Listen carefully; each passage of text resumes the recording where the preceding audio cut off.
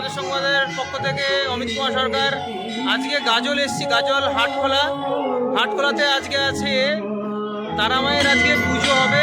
আজকে কৌশিকী অমাবস্যার জন্য আজকে তারামায়ের পুজো হবে।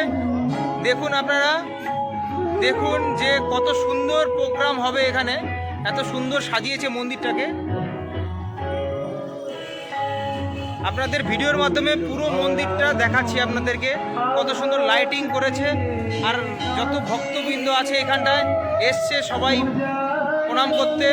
পুজো হবে রাত্রিবেলায়।